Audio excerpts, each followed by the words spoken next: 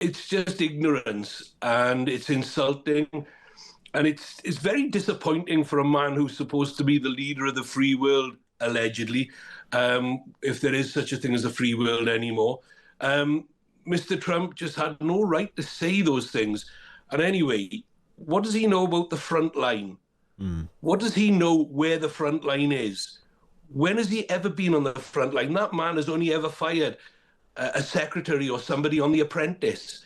He's never actually shot anything or anybody or had to do anything in the way of being in the sights of somebody. Feels like we're yet to see the conclusion of the uproar over President Trump's comments on the Afghan war and the service of NATO troops, including British Armed Forces personnel.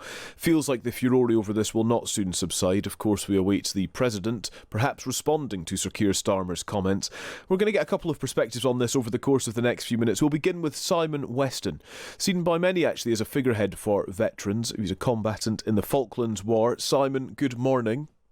Good morning. What do you make of Donald Trump's comments? And I think more than that as well, the response of the Prime Minister.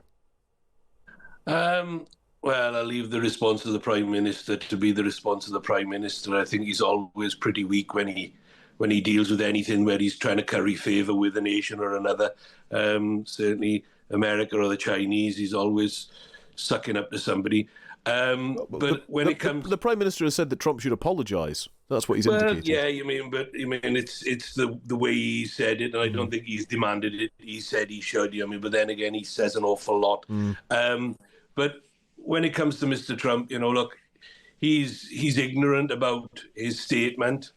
You've only got to look at the argument he's had with Greenland and Denmark. Denmark were there; they lost. Only a small amount of people, but they're significant no matter how many it is. But when you look, America, they invoked Article 5 of the UN Convention. They invoked it. They asked for everybody's help, and everybody that could went. And so many British lives were lost. Over 600 people died from our country. Many other countries lost a few hundred people. It's just ignorance, and it's insulting. And it's very disappointing for a man who's supposed to be the leader of the free world, allegedly, if there is such a thing as a free world anymore. Mr. Trump just had no right to say those things. And anyway, what does he know about the front line? What does he know where the front line is? When has he ever been on the front line? That man has only ever fired a secretary or somebody on The Apprentice. He's never actually shot anything or anybody or had to do anything in the way of being in the sights of somebody. I think it's just sheerly insulting that he should say such a thing. For a man in his position, there's ignorance everywhere. And unfortunately, in this moment, he's exemplified that type of ignorance as to what goes on. It's almost a sort of classic Trump thoughtless comment, but this one comes with real gut-wrenching pain for so many people. And I say that because Trump often meanders his way through interviews, and sometimes it can be mildly amusing. But when it comes to insulting the armed forces of other countries, yes, the UK, but others who were in the alliance that fought in Afghanistan as well, it does just become thoughtless at that point. I wonder then, Simon, who can hold him to account and what accountability looks like in this circumstance? Well, they've made it quite clear who can hold them to account. They said over Greenland, if they wanted to invade, who could stop them? That's the playground bully. That's somebody pushing their weight around and saying, well, we really don't care about your opinion or our alliances. That's what he's saying, if that's the way they want to be about it. But that can backfire on many people because there's all sorts of things going on geopolitically, and we won't go into those because we'd be here forever. The battery on my phone would run out. But, there's so many things going on. Was it a deliberate thing he wanted to say to divert attention away from something else that was talked about? We don't really know because we only ever can react to what we hear being said and what we see on TV. And Mr. Trump is a master at playing mind games. But I have to take the point of Mr. Farage. Mr. Farage, he came out and he rebuked him for doing it because he couldn't defend him. And Mr. Farage defends him very admirably in many different ways and arenas, but not on this case. And I think that speaks more volumes to me than anything Mr. Starmer did. I think that we need to look at what he's trying to achieve and what was meant to be achieved by this stupid, ignorant statement, because it is ignorant. Yeah. He knows how many people lost their lives, how many nations stood alongside them, Australia, New Zealand, Spain, Italy. Yeah. They all lost people. And although we don't talk about so much about other people's losses in this country, when you look at the actual figures and the numbers of countries that stood alongside them in Afghanistan, Iraq, I fortunately didn't serve in any of those terrible places. But, when you lose people, when you lose friends, it hurts the veterans who lost friends. It absolutely offends beyond belief the families who lost people. You had some wonderful people talking earlier on that I've met before, and the things that they were saying were absolutely correct. Nobody has said it in any way different to the way I'm saying it or anybody else has said it. Everybody's just appalled at the way that this come out from somebody who's so senior in politics, who's supposed to know better. And clearly, he's just proven his ignorance about things. Yeah. Simon, we're grateful for your perspective this morning. Thank you very much. Thank you. That's Simon Weston, who is a veteran. Your thoughts on Donald Trump's comments and the Prime Minister's rebuke would be helpful in the conversation this morning, because the next chapter of this is, I suppose, whether it stops here. What happens next? Does this fray the relationship further? And yes, what does accountability look like for somebody making comments in this way? Well, let's speak now to Tom Tugendhat, Conservative MP and former Security Minister, about how far the government should press the point with the White House and also the long-term implications for the relationship between the UK and US. Good morning to you, Tom Tugendhat. Morning, Chloe. How are you? I'm good, thank you. Now, I know you served with the British Army in Iraq and Afghanistan, so these comments are going to feel close to home for you. What do you make of President Trump's comments and indeed the Prime Minister's response? Well, I mean, it's not just close to home for me. I mean, I've been contacted, you'll be unsurprised to hear, by families and friends over the last 24 hours about what this has done for them. There are families right now across the United Kingdom, and by the way, across Denmark, and as Simon correctly put it, across many other countries, who have an empty space at their table and an empty bed, who are saying, well, why the hell did we do that? What on earth was that sacrifice for? And the reality is, we went because the United States invoked Article 5. Not because we wanted to, but because that's what allies do. When one is attacked, the others rally round and they stand up and they defend them. And that's exactly what we did. So the idea that NATO doesn't work for the United States is literally only ever worked for the United States.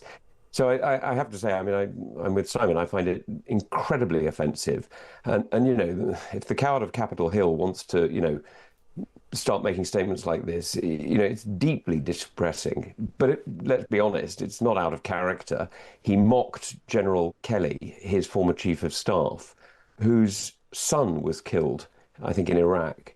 And he mocked him. And then he mocked Senator McCain, who had served his country in Vietnam while the president had hidden under his bed or something. Mocked him for having unbelievably courageously fought in Vietnam, but more than that, when he could have been released from a Vietnam prisoner of war camp, he encouraged others to go first. So let's be honest. The problem is, this is a pattern. Because the man's a coward, he mocks the courage of others. Well, it's just no way for a commander-in-chief to behave. We simply cannot expect others to ignore it. Yeah, we have seen a real change in tone from Keir Starmer, haven't we? For him to come out and say that the comments by President Trump were insulting and frankly appalling. Do you think that goes far enough? What do you think the Prime Minister should be doing now? Well, I mean, there's not much more to say, and the Prime Minister's correct, and Kemi Badenoch said the same thing, and because the reality is, we need to stand with the United States. And this isn't about the United States. You know, the US military, who we served alongside, I've got tons of messages in the last 24 hours from many of them as well, saying, you know, we know this is rubbish and the guy's a liar, but, you know, don't worry, it's not just you, he does the same to us. So what we need to do is be keeping the alliance together, because, you know, we simply cannot let the words of one ignorant man pull apart the work of 80 years in building the most important alliance that the world has ever seen. So, you know, I don't want to pull apart NATO. I don't want to fall out with the United States. I simply want to correct what the president has said. We've had suggestions throughout the course of the morning from military veterans who've got in touch with us here on the programme, saying that actually the King's state visit to the US, which is due to take place in the spring, should now be cancelled. Do you think it should be cancelled? No, I don't think we should be cancelling state visits over this. I think that is about a long-term future relationship. But I tell you what, he's making it harder and harder for the King not to raise it. And when you see the King's personal connection, to the armed forces, and the way in which the King himself has personally had contact with those regiments of which he was the Royal Colonel, and wrote to many of those who lost somebody during those years of 2003 to 2000, whatever it was, 2021, when we were serving alongside the United States. Sorry, forgive me, 2001 to 2021, when we were serving alongside the United States. You know, the King himself, I'm sure, will feel it very personally. And after all, his son, the Duke of Sussex, served in Afghanistan as well. If we take a step back from these comments themselves at the moment and look at the language and the tone that has been used between the Prime Minister and President Trump in recent days, do you think that this is a change in the relationship? Is it a potential tipping point? Will it be the same again? We've been told for so long, haven't we, that Donald Trump likes people who are strong and stand up to him. And Keir Starmer has been very polite in public. Obviously, we don't know what he said behind closed doors. He gave the invitation of a state visit to Donald Trump in the Oval Office, which he absolutely loved. Now he's kind of standing up to Donald Trump. Do you think this is going to be a change we're going to see going forward? And will it change the nature of the relationship between the UK and the US? It's very hard to say. I mean, frankly, the US president has been pretty much all over the place for many years. I mean, he likes rich people and he likes dictators. Other than that, it's not very obvious who he does like. So quite how democratic leaders like our Prime Minister, or in fact many of the other Europeans or Canadians, are supposed to interact with him is very difficult, because they're not willing to put billions of pounds into his family's pockets, which does clearly damage the relationship as far as he's concerned. Tom Tugendhat, thank you for your time this morning. Thank you. He is Conservative MP and former Security Minister. He served with the British Army in Iraq and Afghanistan.